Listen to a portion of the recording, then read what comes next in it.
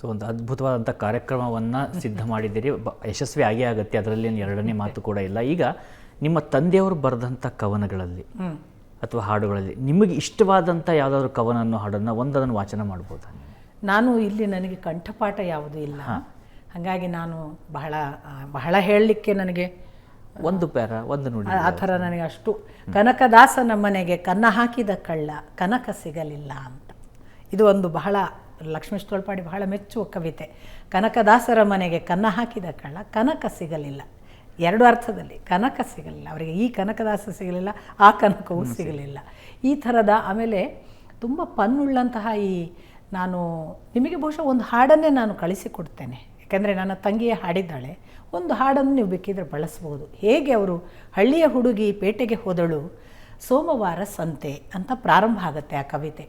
ಹೋದ ಹುಡುಗಿ ಬರಲೇ ಇಲ್ಲದೆ ಇದ್ದಾಗ ಹೋದಳು ಎಲ್ಲಿಗೆ, ಅಲ್ಲಿ ಇಲ್ಲಿ ಅವರು ಇವರು ಏನಾದರೂ ಮಾಡಿದ್ರ, ಇವಳು ಹೊಸ ಹುಡುಗಿ ಇಲ್ಲಿವರೆಗೆ ಪೇಟೆಗೆ ಬಂದವಳಲ್ಲ, ನಿಮ್ಮಾಣೆಗೂ ಹೇಳ್ತೇನೆ ತುಂಬ ಕೋಮಲ, ಇವಳು ಏನಾದರೂ ಅಲ್ಲಿ ಇಲ್ಲಿ ಹೋಗಿ ನಾಪತ್ತೆ ಆಗಿಬಿಟ್ಟಳ ಅನ್ನುವ ಗಾಬರಿಯಿಂದೆಲ್ಲ ಪ್ರಾರಂಭ ಆಗುವ ಕವಿತೆ ಕಡೆಗೆ ಹೇಳುತ್ತೆ, ಇಲ್ಲ ಅವಳೊಂದು ವೇಳೆ ನಮಗೆ ಸಿಗದೇ ಇದ್ದರೆ ನಮಗೆ ಬಹಳ ನಷ್ಟ, ಅವಳು ತುಂಬ ನಮಗೆ ಬೇಕಾದವಳು.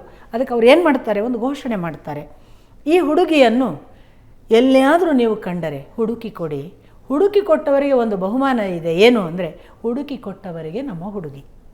ಹೀಗೊಂದು ಕವಿತೆ. ಏನು ಅರ್ಥ ಆಗುತ್ತೆ ಹುಡುಕಿ ಕೊಟ್ಟವರಿಗೆ ನಮ್ಮ ಹುಡುಗಿ ಅಂದರೆ? ಹಾಗಾದರೆ ಅದರ ಅಧ್ಯಾತ್ಮದ ಅರ್ಥಕ್ಕೆ ನೀವು ಬಂದರೆ ಇದು ಒಂದು ಕೋಮಲವಾದ ಜೀವ. ಹಳ್ಳಿಯ ಹುಡುಗಿ ಅಂದರೆ ಮತ್ಯಾರೂ ಅಲ್ಲ, ಜೀವ. ಈ ಜೀವ ಹೊಸದಾಗಿ ಪೇಟೆಗೆ ಬಂದಿದೆ, ಈ ದೇಹದ ಮುಖಾಂತರ ಇಂದ್ರಿಯಗಳ ಸಂತೆಗೆ ಬಂದಿದೆ. ಆದ್ದರಿಂದ ಇದು ಸೋಮವಾರ ಸಂತೆ. ಸೋಮವಾರ ಅಂದರೆ ಸೋಮ ಅಂದರೆ ಚಂದ್ರ, ಚಂದ್ರ ಮನಸ್ಸಿಗೆ ಸಂಬಂಧಪಟ್ಟವ, ಇಂದ್ರಿಯಗಳಿಗೆ ಸಂಬಂಧಪಟ್ಟವ. ಈ ಇಂದ್ರಿಯಗಳ ಲೋಕಕ್ಕೆ ಬಂದು ಬಿಟ್ಟಿದೆಯಪ್ಪ, ಇದು ತುಂಬ ಪಾಪದ ಕೋಮಲವಾದ ಶುಭ್ರ ಜೀವ. ಬಂದದ್ದು ಏನಾಗಿದೆ, ಈ ಪೇಟೆಯ ಗದ್ದಲದಲ್ಲಿ ಕಳೆದು ಹೋಗಿದೆ, ಅವನನ್ನು ಮರೆತಿದೆ. ಈ ಕಳೆದು ಹೋದದ್ದನ್ನು ಹುಡುಕ್ತಾ ಇದೆ. ಯಾವುದು? ಒಳಗೆ ಇರುವ ಇನ್ನೊಂದು ಎಚ್ಚರ ಮಾಡುವ ಕೋಳಿಯೋ, ಕುಹು ಕುಹು ಕೂಗುವ ಕೋಗಿಲೆಯೋ ಒಂದು ಇದೆಯಲ್ಲ ನಮ್ಮ ಒಳಗೆ ಎರಡು, ಆ ಆತ್ಮ ಕೂಗಿಗೆ ಅದು ಹುಡುಕ್ತಿದೆ, ಇದು ಸಿಕ್ತಿಲ್ಲ.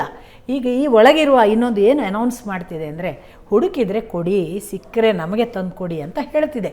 ತಂದು ಕೊಟ್ಟರೆ ನಾವು ನಿಮಗೇ ಕೊಡ್ತೇವೆ ಅಂತ ಅಪ್ಪ ಘೋಷಿಸುವಾಗ ಅಪ್ಪನಿಗೆ ತುಂಬ ಖಚಿತ ಭರವಸೆ, ಈ ಹುಡುಗಿ, ಈ ಜೀವ ಅವನಿಗಲ್ಲದೆ ಬೇರೆ ಯಾರಿಗೂ ಸಿಗಲ್ಲ, ಸಿಕ್ಕರೆ ಅವನಿಗಲ್ಲದೆ ಇನ್ಯಾರಿಗೆ ಸಲ್ಲಬೇಕು, ಆದ್ದರಿಂದ ನಮ್ಮ ಹುಡುಗಿ ನಿಮಗೆ. ಈ ಥರದ ಅಂದರೆ ನಿಮಗೆ ಅಧ್ಯಾತ್ಮ ಅಂತ ಹೇಳ್ತಿದ್ದಾರೆ ಅಂತಲೇ ಗೊತ್ತಾಗದ ಒಂದು ಜನಪದ ಹಾಡಿನ ಹಾಗೆ ಇದೆ ಅದು.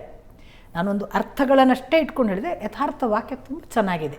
ಮುದುಕಿಯ ಮನೆ ಅನ್ನುವ ಹಾಡು ಕೂಡ ಹಾಗೆ, ಅಲ್ಲೂ ಅಂಥ ಅದ್ಭುತ ಅರ್ಥಗಳನ್ನುಳ್ಳ ವಿಶೇಷ ಪರಿಭಾಷೆಗಳನ್ನು ಬಳಸಿದ, ಸಾಮಾಜಿಕರಿಗೆ ಸಾಮಾಜಿಕ ಅರ್ಥ ಆಗಬಹುದಾದ, ಆಧ್ಯಾತ್ಮಿಕ ವಲಯಕ್ಕೆ ಹೋದರೆ ಅದಕ್ಕೆ ಕರ್ಕೊಂಡು ಹೋಗಬಲ್ಲ ಅನೇಕ ಕವಿತೆಗಳಿವೆ.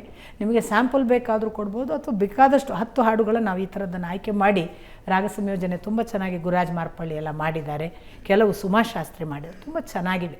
ನಾನು ಬೇಕಿರೋ ಒಂದು ಸ್ಯಾಂಪಲನ್ನು ನಿಮಗೆ ಕೊಡ್ಮಾಡ್ಬೋದು.